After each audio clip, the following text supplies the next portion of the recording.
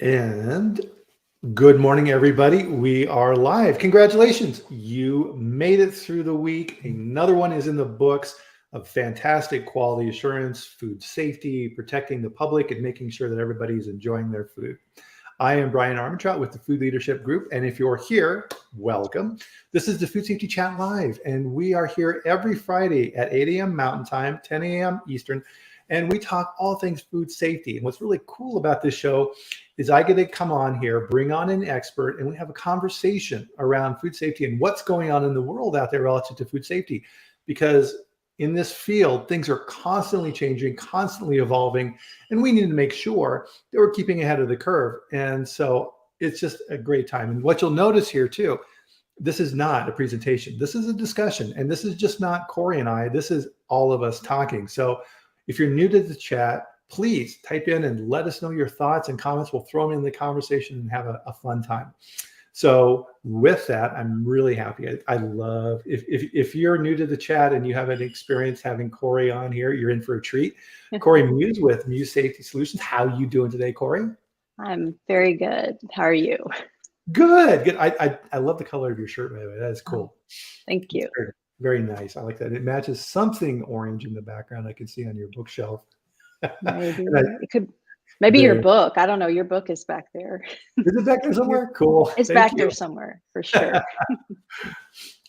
Good morning to Homero. Good morning, everybody. So one of the things that we love to do here in the chat is let us know where in the world you're at. I am in beautiful, rainy, believe it or not, Loveland, Colorado, where we've just been getting, I think May in Colorado here in the Denver metro area was like in the top 4 for the rainiest on record, which is really weird, which I don't mind because it's, keeping my lawn nice and green and I don't need to turn the sprinklers on. So that's nice. So where are you at today, Cori? I'm in South Texas in Edinburgh. So nice and hot and humid. It's kind of one of those things with where you live. So I grew up in Wyoming. And I'm used to dry.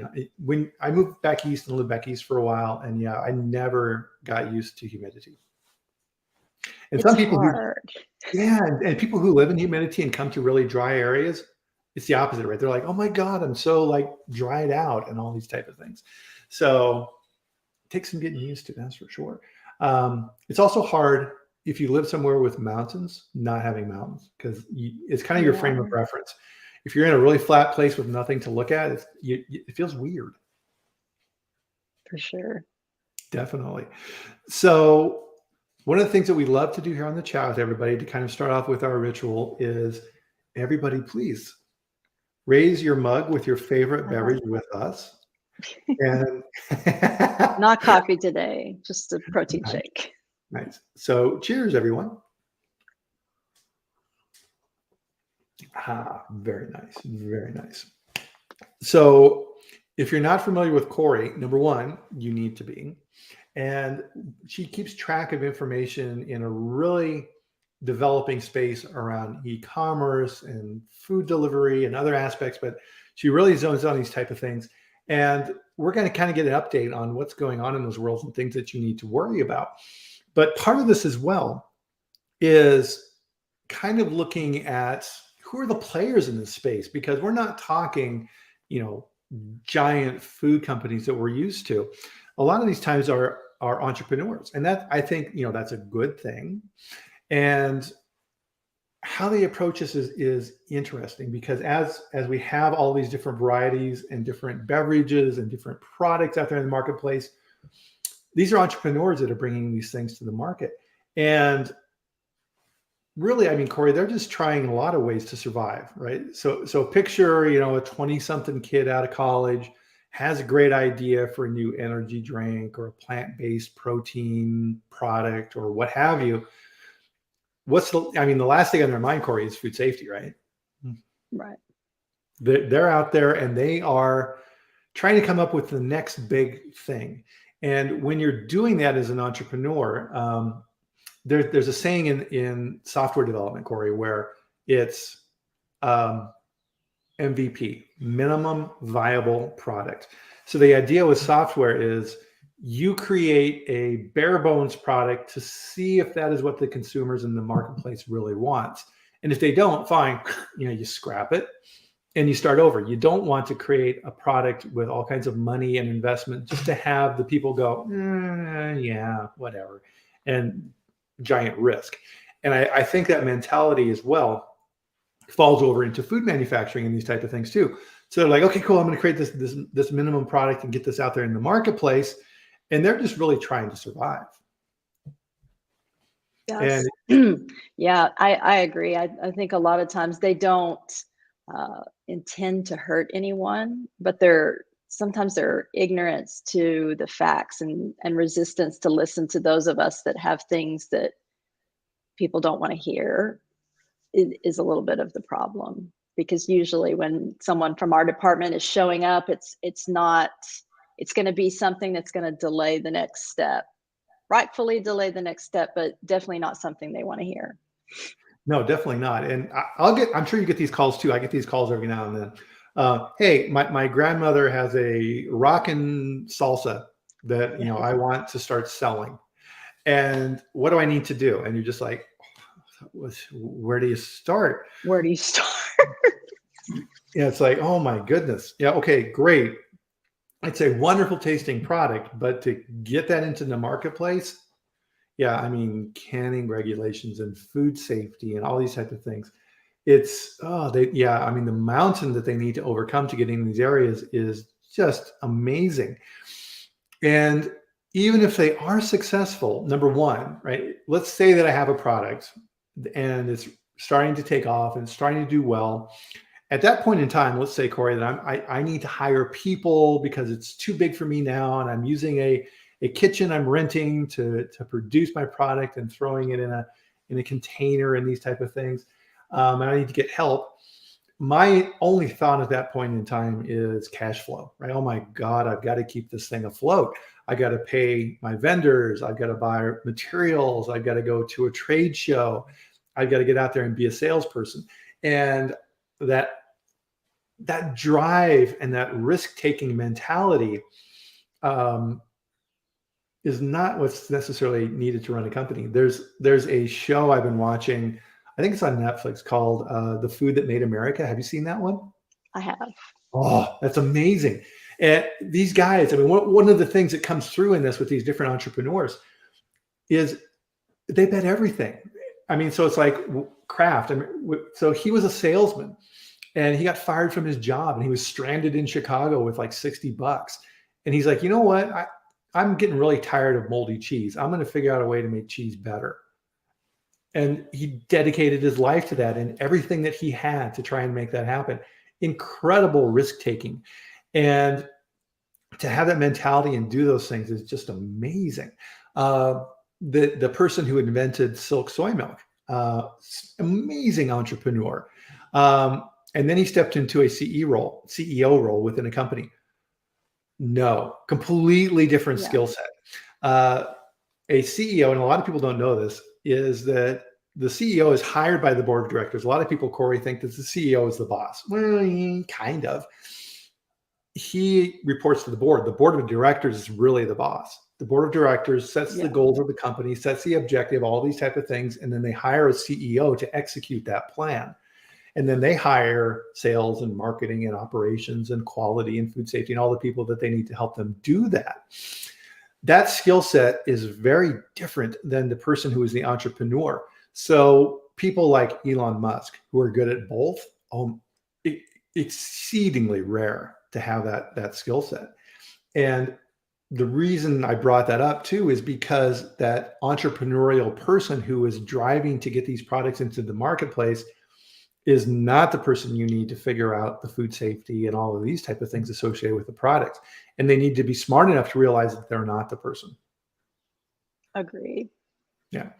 And a lot of times they don't realize that a product starts taking off and then all of a sudden they're in a really difficult spot because it's kind of like the old saying, Cori, it's like, you don't know what you don't know. And they're kind of blindly, right? They're stumbling around in the dark, hoping that everything works out. And they don't realize that there's this giant risk out there. Yeah. And I mean, to their, side of it, they are just starting out. They don't have a lot of money. They don't want to invest. I mean, like you said, you get clients that call. We get the same thing. And when we tell them our rate, they laugh because they're like, oh my God, that is too much. And it's like, Yeah. well, if you want to get your product in the store, that's what you're going to have to pay, because I have the skill set that can get your product in the store.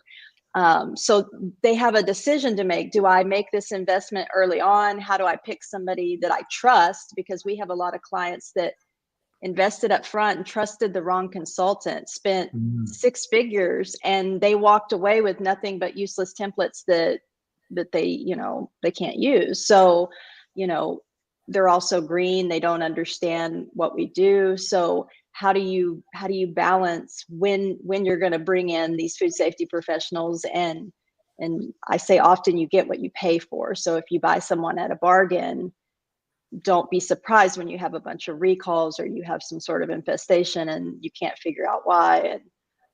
But the bottom line is that you do need food safety. And there's two issues I see with the government right now with the delivery food is they're just not really doing anything. They're not regulating. They're not offering a whole lot of guidance. The guidance documents that I've seen come out are silly. They are more applicable to food manufacturers. And it's easy to say follow HACCP principles if you don't know how these companies work.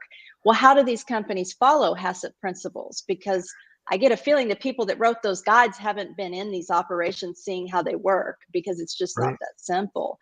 And then, the other coin is too, is you want to do the right thing and events happen, but you feel exposed. You don't want to expose your business. I have some clients that were doing the right thing, Uh-huh. but they're very nervous. They're very careful about how we go about doing these activities because they don't want to get in trouble with the FDA. But in my opinion, they shouldn't get in trouble with the FDA. They're identifying a problem, they're controlling it, they're investigating, they're correcting it. So I mean, the industry in its current state and the FDA and the way things are going with the FDA right now, I think is kind of the perfect storm for the issues that we're seeing with these delivery foods and e-commerce foods. Yeah, and in a lot of ways, Cori, that's a really good point, because in a lot of ways, the regulatory side of thing is a trailing activity. It's never keeping ahead of what's going on, which kind of like gets into our topic today, which is around this whole piece around delivery food and DoorDash and companies like this. So first off, so everybody's kind of level set with on this. What I don't use these companies. So what is DoorDash? Yeah, so DoorDash, if I were to explain it, I would look at it more like an application.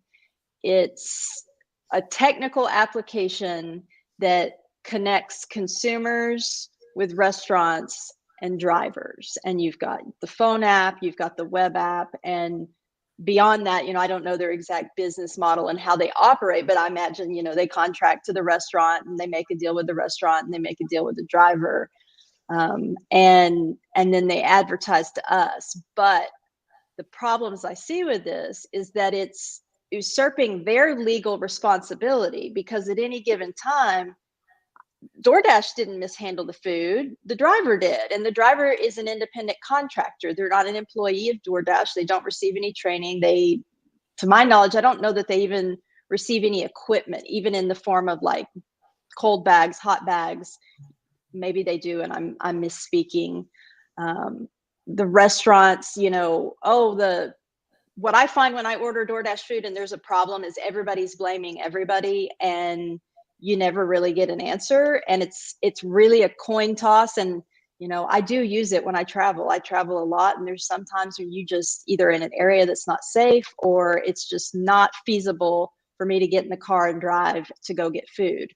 So it's important that they keep their consumers safe, but what rules do they have to follow right now? And we know that companies generally will do the bare minimum. If they don't have regulations, they're not going to follow them. And I see a comment in there about ghost kitchens. Like, this is another really big risk, one that I've discovered time and time again, because like I said, I'm an auditor. I travel all over. So I have the opportunity to look at these restaurants, and sometimes I just go look just for the fun of it. And let's say I go to a small rural town, and I've driven through the whole town and I've seen everything there is to see.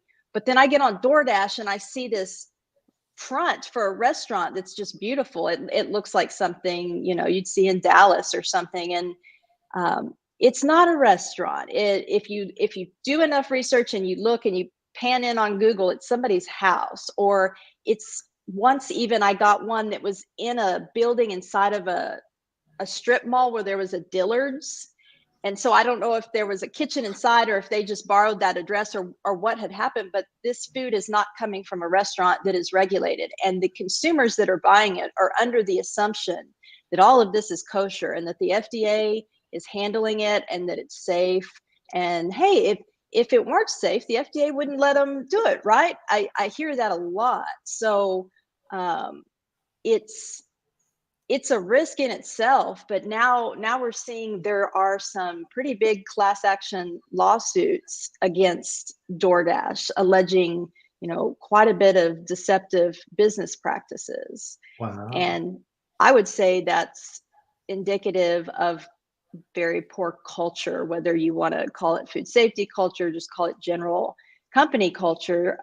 They've had a few things alleged. They're saying that they're doing some, deceptive pricing where they're charging iPhone users more than Android users because they assume that people with iPhones are in a higher income bracket than Android users. And who would have noticed that unless you had two people with two phones ordering, and then you go, hey, wait a second, your bill is less than mine. What's this about? What else? I'm gonna have to look at my notes so I don't misspeak. Yeah. So, while you're checking that out, so here's kind of the connection with the entrepreneurial piece. So you look at a company like Uber or something like this, same thing, where it's like, okay, we'll hire people who are not employees of the company. They're contractors. They have their own car, everything else. And we'll use them as our labor force and we'll have them move people around. Well, probably what happened with like DoorDash is another entrepreneur looked at it and said, hey, I got an idea. Instead of moving around people, let's move around pizzas. Right? And the model was born. And they had no idea of the risk they were taking on. For sure. Very interesting. So within that, it's like an app. Right? Like, oh, okay, cool. We'll just create this little software thing that links these two things up. I'll make a ton of money. I don't have to do anything. And woohoo, look at me. I'm an amazing entrepreneur. Oh my goodness. But beyond that, what is going on? You're mistreating drivers.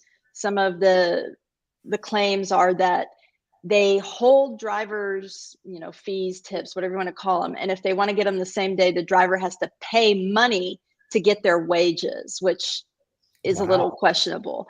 There's a lot of fees on the app that say they're delivery fees. They lead the consumer to believe that the drivers are getting this money. The drivers are not getting this money. The restaurants are not getting this money.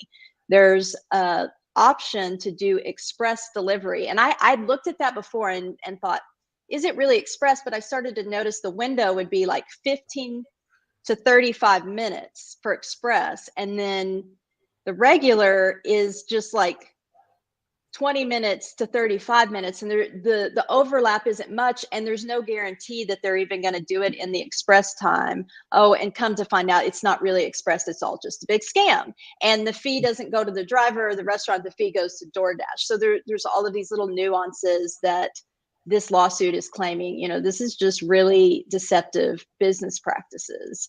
And again, they're making people sick. And, I think I talked about, there's no training.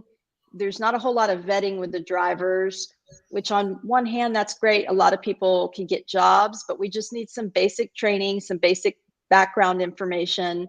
The girl that was defecating in the lobby of a customer, that right there, on so many levels, that's just so unacceptable. I don't even know what to say about it. It just feels like this has turned into the Wild West. This is crazy. Is it really 2023 and we have all these advancements, and we have this sector of food that's just running wild. We have technologies that could make it safe, but we're not Mhm. employing those technologies because the fact is that these business models, their profit margins are very tight, if not losing money. So Yeah. it's just like I've said before, it's creating the perfect storm to have these events. Yeah, and it's like, yes, and all says here as well. I mean, so high turnover, and yeah, um, it's like they're looking for warm bodies. Hey, have you got a car? Are you conscious? Okay, cool. you're you're a driver. I mean, gosh, do this just opens up so many different doors. I mean, so companies like DoorDash and things like that do this. What type of screening do we even know? What type of screening they have for these drivers? No, I'm not sure that there is a whole lot of screening. I think it's just kind of like a sign up process similar to driving with Uber or Lyft. So I just had in my head the kind of this picture of, okay, if you were in a restaurant and you ordered food and you're kind of sitting at a table that's far away and the chef's over there making some food and there's just some random dude walking down the street and he yells out at him and says, hey, you go take that food over to the person over there. What? Yeah, all right. Can I eat a little bit of it? Sure, whatever. You know, and they take it to your table. Would you be okay with that? I wouldn't be okay with that. No, I mean, you don't know, like, are they smoking in their car? And if they're smoking just cigarettes, or are they smoking something that has some chemical? I mean, you really just don't know what you don't know. And, I'm a trained food safety professional, and I'll admit I've done some dumb stuff in my own kitchen, bringing groceries home from the store. I've made mistakes. I've made myself sick. I've accidentally made my family sick. No one's perfect. But then you throw somebody out there that has no training, that is in a work environment where they're likely already disgruntled because of all the things that I just described. They're not getting paid very well. And, I'm the consumer on the other end. And I'm always like, do I tip or do I not tip? Are they going to do something to my food if I don't tip? I almost feel like I have to, just so my food will come, safely and intact. And even tipping, it doesn't always happen that way, but it's very hit and miss. Like where I live right now, there's certain drivers and I recognize their names. And I Uh-huh. know that if that driver is bringing my food, it's going to come very quickly. It's going to be at the right temperature. I order expecting that maybe I'm going to be disappointed and I'm going to have to throw this food in the trash. But I don't know that every consumer has the ability to do that financially. If they have, IR guns that they can shoot the temperature of their food, they don't always have that. And most people they're just tired. They got home. They just want to eat dinner and go to sleep and not really think about the safety of it. Yeah, I mean, yeah, imagine in grocery stores because of Tylenol and all these type of things, we've gotten used to safety caps and seals on our products and these type of things. Nothing, right? It's a paper bag with your stuff in it. Um, Yeah. who And sprinkle. Who knows what's going on with that? And to your Claire, point, sorry. yeah, if I'm a driver and I'm delivering food to your house, and this is my second or third time that I've delivered to you, and you're a cheapskate, and you're not tipping me, I'm like, all right, I'm gonna fix Cori's wagon, and I'll show her. Right? Yeah, and they don't have the right training to say, "Hey, that's an assault, and you can't do that." I saw a comment from Claire talking about homebound senior adults, people who can't drive, and that's a really good point because they're at risk. And I'd almost say if DoorDash should have some kind of badge where if you have cancer or you're elderly, maybe you put an at-risk badge for that delivery, and the restaurant and the driver knows this needs to be handled with special care. And then we Yeah. also have the meal kit companies that are targeting the at-risk groups and sending out meal kits, and they're not even sending them safely for the regular consumer, and now they're sending them to at-risk consumers, and that's very dangerous. Wow, fantastic comments here, guys. Let's keep them coming. So, LinkedIn user. So, wouldn't it be nice if all these different companies, right? Food delivery, e-commerce, meal kits, dark, all these type of things, and the teenager who take, oh my goodness, yes. Oh, I just had some really bad thoughts in my head right now, right? Hey, who's that kid in England right now, Mizzy or something like that, going around doing all these pranks? Right. uh, So, are they going to screw with your food to get clicks on TikTok? yeah. Yeah, I bet they are. Oh my goodness. People ordering from home. Laura said here too, teens, right? So, oh my goodness. Yeah. So not a second thought. It's a Um, wildfire. whoa, my goodness. Yeah. Um, yeah, I'm glad I don't order from these guys. If I'd even entertain the idea, not anymore. Um, so with this lawsuit then with DoorDash, so what is this, a class action suit, or who is actually suing DoorDash? It's a class action lawsuit, and it's about $1 billion. And I'll after this, I'll put some links in the comments for everybody so they can go take a look at what's going on. But yeah, I mean, the list here, they illegally retain Dasher tips. They have hidden and misleading fees, fraudulent pricing scheme. This, like I said, the slew of fees that have nothing to do with deliveries, and they're never passed on. I mean, it's crazy. It's an 81-page lawsuit. And I just say I wasn't surprised when I started to see. I saw it on TikTok. I started seeing people talking about it on TikTok. Is it a scam? And I had even made some comments on Twitter saying I think DoorDash is scamming people, because when I leave certain reviews, and I try and be, professional, but you guys see how I write on LinkedIn. I speak in hyperbole. I use emojis. I joke. They won't post my reviews, and it ticks me off, because that's important. The next consumer needs to see that they didn't deliver my food at temperature. And their excuse was, well, we don't know if it was the restaurant's fault or the driver's fault. And I'm thinking, well, you just don't want it to look bad on your platform that you can't keep food cold. So how do you determine when you're going to post a review and when you're not? And Right. I just get the generic gaslighting answers of, oh, you have to follow policy, and kind of round and round you go. But I have noticed on the platform, between the ghost kitchens and the reviews, and kind of the changes in pricing in certain areas, all of that makes me raise an eyebrow. And so I would definitely say that that's not a company that holds the same values as, the PepsiCo's and General Mills and the big companies that have the capital to invest in these things, but they also understand the consequences of not investing in these things. And Yeah. um, Well, it's kind of like, even on like Amazon or things like this, you're thinking about buying something and you read through the reviews and you hear these stories about companies then that hire other companies to put reviews on their products and have all these glowing reviews. And when you go through it, they all kind of read the same, and you're kind of like, right? Because people go to the negative on complaints, right? So if you're looking at buying a product, you don't read the good reviews, you go to the bad reviews, right? And so for oh me, yeah, kind of my benchmark on Amazon is around like 5%. If you're above 5% negative reviews, I'm like, right? All right. So let's take a look at that. And if it's 100% 5-star, and it's like, oh, that's a big red flag too. So it sounds like DoorDash is trying to do the same thing, right? Is to make their reviews look legit and try and bolster their business by only screening those things that they like. Wow. deceptive. Yeah, and then Amazon is another.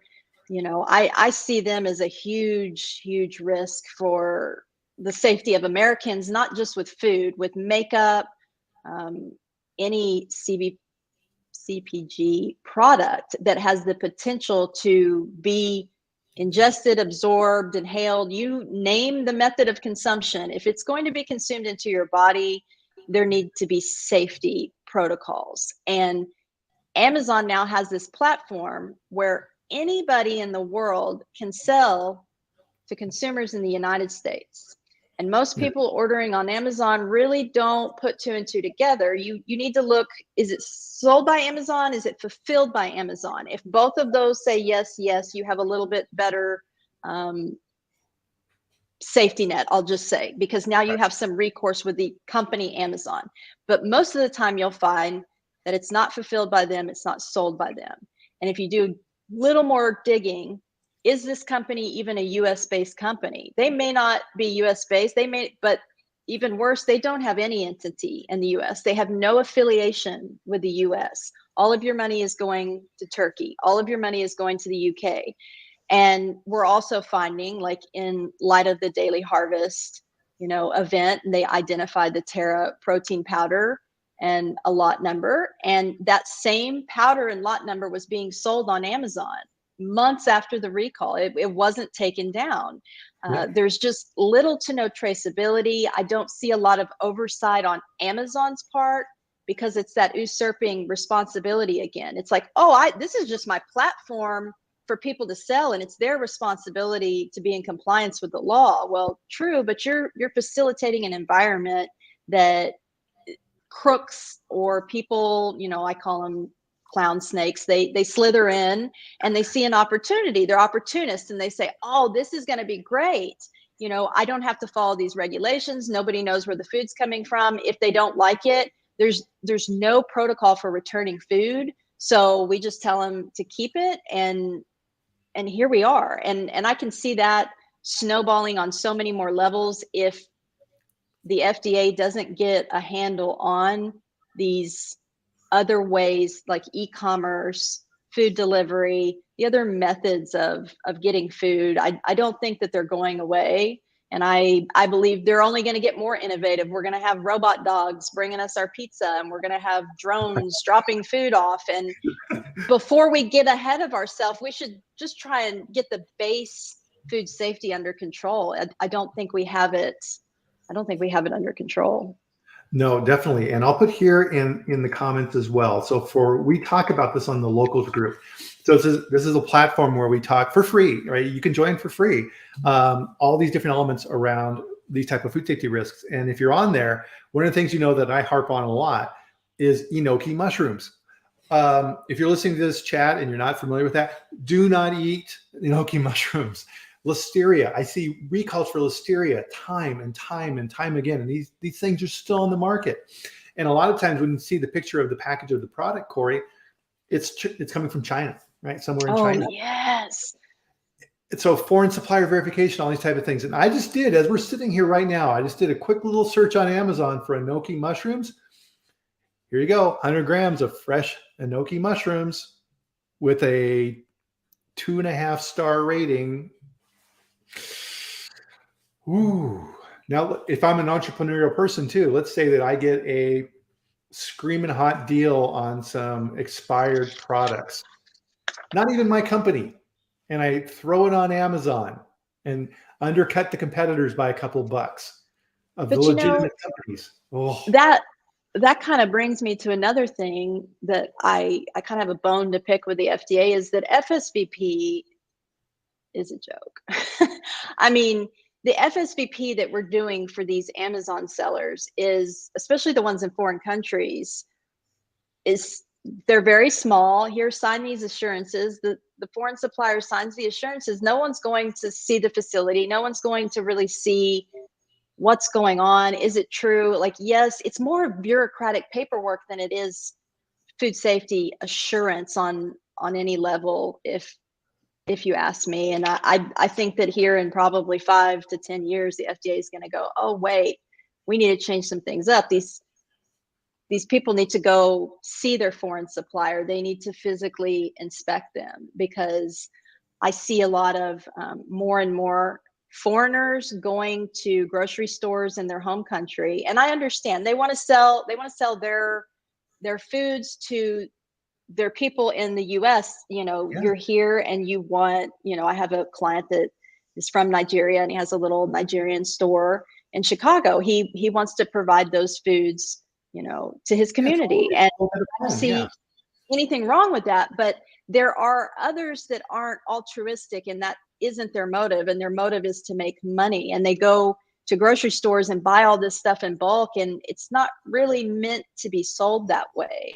And they're bringing it into the US and they're selling it through Amazon. And I just see so many loopholes for breaking the law, breaking regulations, breaking company policies. Like PepsiCo does not intend for you to go to Mexico and buy a bunch of their products and then bring it across the border and mark it up and sell it and say, oh, I have Mexican Pepsi. Yeah, it was licensed to be sold in Mexico from the retailer you bought it from. And yeah, so, doing stuff with food importers, we see a lot of stuff. We get a lot of people contact us, and they have some pretty wild things that they're doing. And, oh, we've always done this. And now with FSVP, it's like, no, you can't be doing this anymore.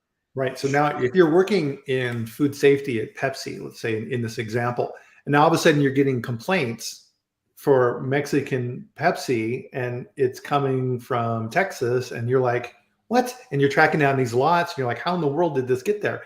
And by the time you even track it down, whatever company did this, they're gone. Right. They're gone. Oh, yeah. They're little, very small importers, and they will dissolve their LLC as soon as they get caught. They'll dissolve it and they'll make a new one. And it's really common at the border for this to happen. Yeah, oh boy. Yeah. I mean, imagine now, so FDA is working on enhanced traceability and all these type of things as well. And now you have these unknown entities in these processes that are, wow, really throwing monkey wrenches into the whole thing.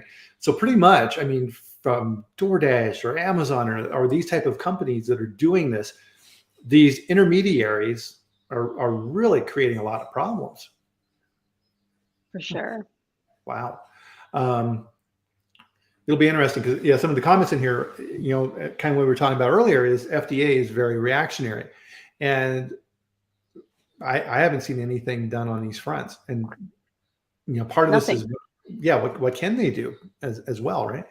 When FDA looks at under like FSMA, for example, with comparable food safety systems, right? So you got Australia, New Zealand, Canada, they're not looking at these people, right? They're looking at the food safety systems for the governments, and all these type of things are not going to be included in that either. So even if you had an equivalency program, this is still going to be out of bounds. So Laura had a comment as well. So we were asked by our attorney to buy some TerraFlower for testing. We got it on Amazon, shipped from Canada. We have no idea if it's safe. Yeah, part of this too, and hat tip to Bill Marler. He was the person, not FDA. Bill Marler and his law firm are the people that investigated this Terra root issue with this product that was coming out of, what was it, Peru? And these mystery illnesses with Daily Harvest, and trying to figure out what in the heck was going on with that one. Any thoughts around that, Cori? Yeah, the Daily Harvest just came out with a statement, and I'm laughing because it's so absurd. They decided they found the problem. This professor at Ole Miss, I'm sure it's a coincidence. I'm sure they didn't pay him any money to do this story. I'm sure. And if you don't know me, that's me being facetious. They paid this professor to do a study, and then they put on their website that it has been concluded that there's a substance in the TerraFlower that I'm going to mispronounce, Bakian, and that it has caused some sort of, terrible adverse reaction in a subset of the population that has a new disease that we have not yet discovered. I guess he discovered it. It's a predisposition to this one particular substance. And it's very convenient that it happened, with Daily Harvest and these consumers here, and it's not ever happened with any other product. But I'd say the other thing to point out is it's the same professor that does a lot of work with other snake oil companies, the essential oil companies that cure COVID. So, me personally, I would question the integrity of the whole setup, because I would say it's a setup. He didn't make a conclusion. He made a hypothesis. It's still a working hypothesis. If you read the white paper, and I'll dump links in after the show if everyone is interested. If you read it, it's just a hypothesis. He's just kind of speculating what he thinks could have happened. And yeah, maybe there's some people with a predisposition, but what is Daily Harvest doing to correct that problem so that they don't pick another ingredient in the future that is toxic to their consumer? It seems that this is totally just gone over the CEO's head. She doesn't think it's a problem. She doesn't think she did anything wrong.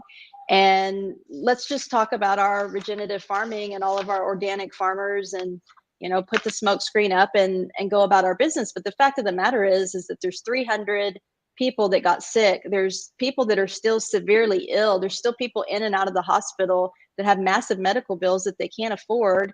These were people that were at the prime of their health, very health conscious people that now have horrible health problems because they thought they were eating health food because of, deceptive marketing practices and, unethical food safety practices. Yeah. Anytime, right. And it's like everything else in life, right? There's a balance. We want and we need entrepreneurs, right? It's very important to bring us these new products because nobody wants to stagnate and, only having the same type of things bought from the same type of companies and, these type of activities. And figuring that out and getting that right balance of how do you manage these things and teaching these people these activities around food safety and how these type of things. Well, number one, right, that implies that there's a willingness to learn and that they're actually interested in providing safe product. They may not be. There's just like everything else in life, there's good players and there's bad players.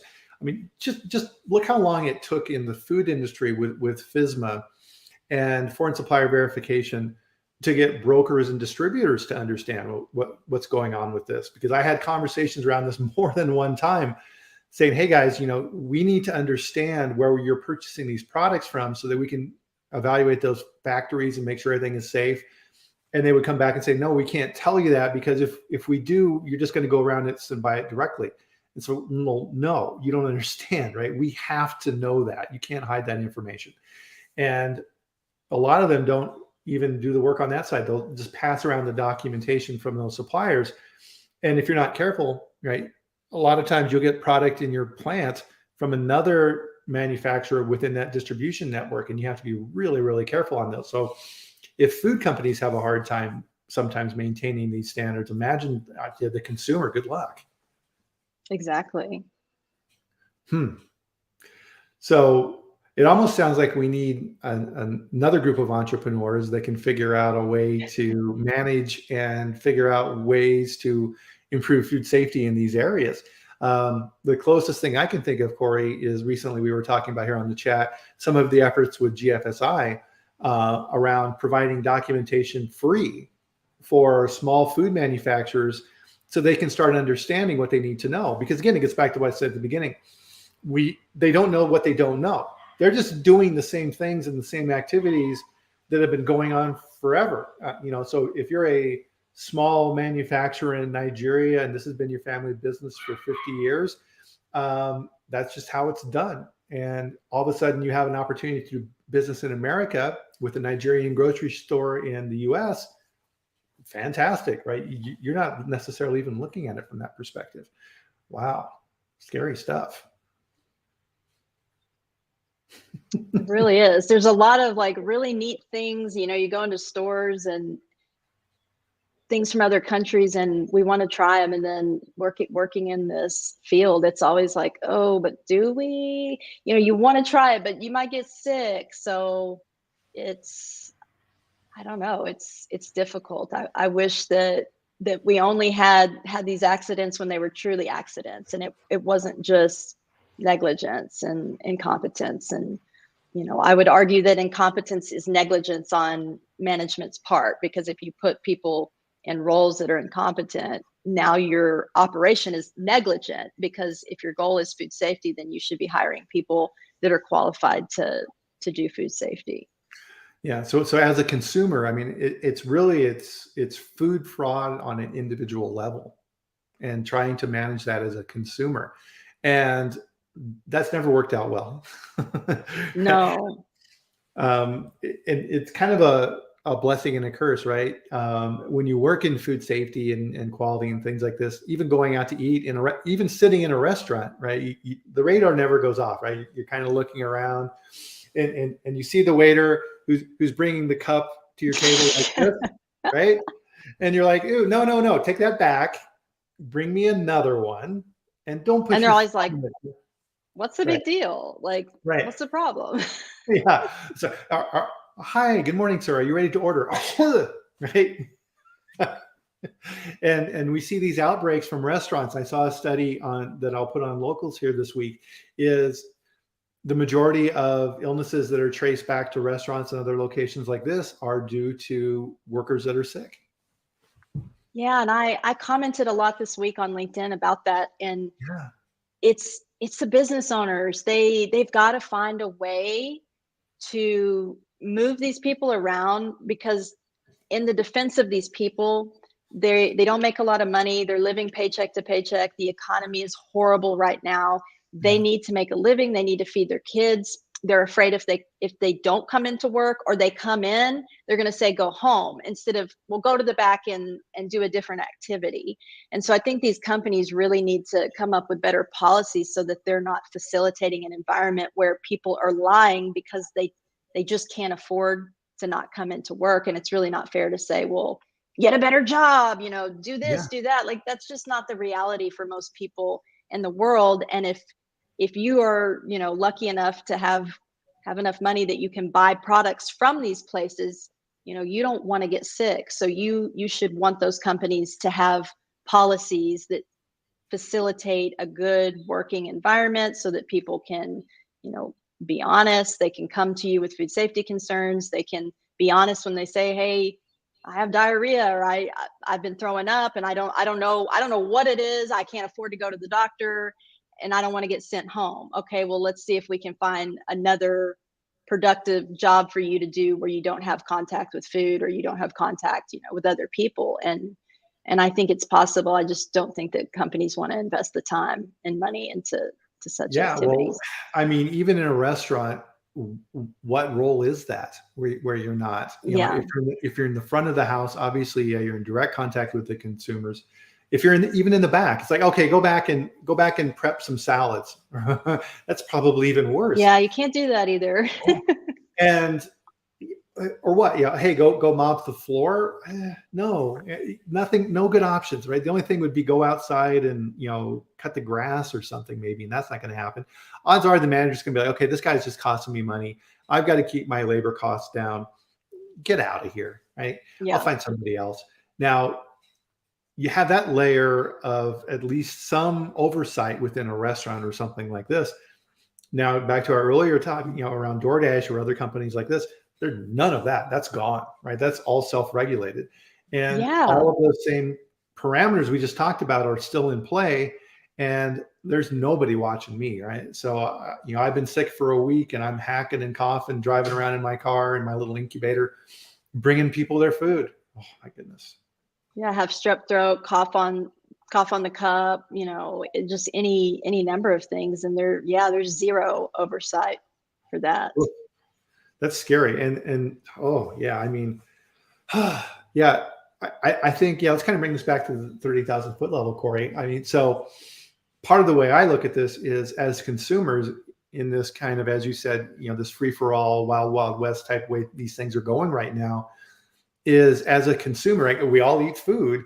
As a consumer, you need to be hyper aware of this and really have those things go up. At any time as a consumer, if there's a middleman in this process of how your food is being prepared and served to you, you need to be really aware of that and get a good understanding of who is that and how are they doing this.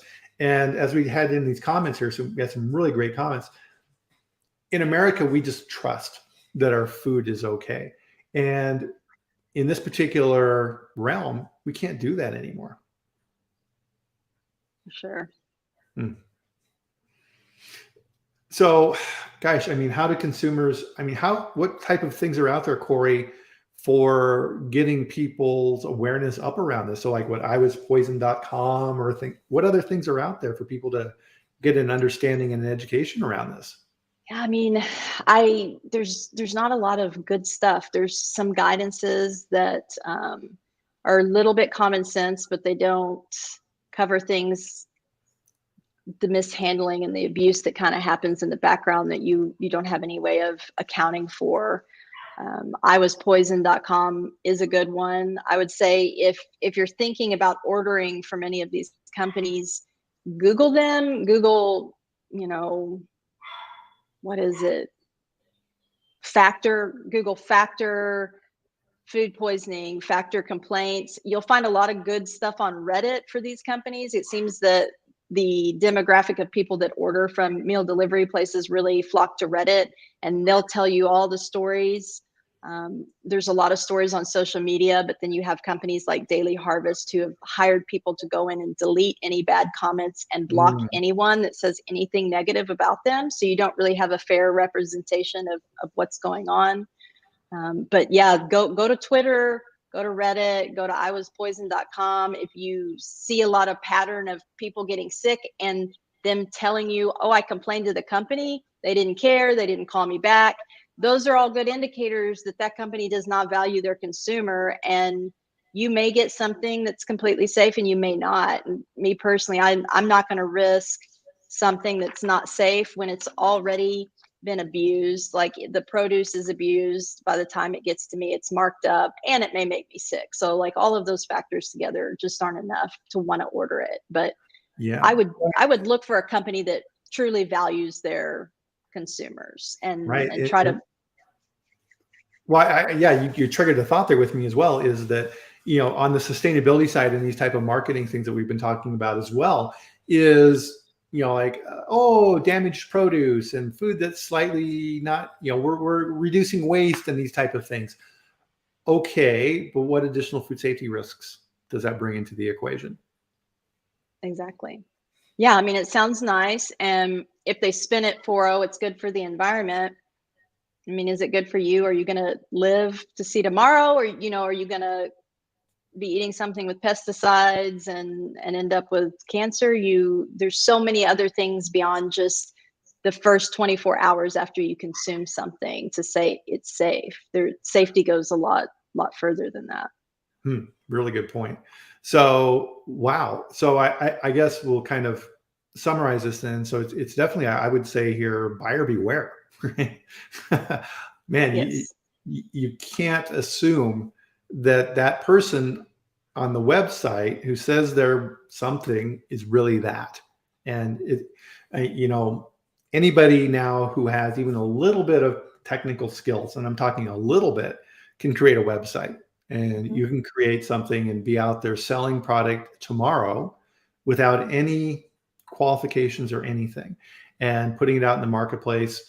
We heard that story about this, kid who went to Walmart, wouldn't buy frozen pizzas and then take them home and cook them in his oven and deliver them. Right? Good for him from an entrepreneurial standpoint, but it's a kid, right? What does he's out there making a buck, and that's all he cares about.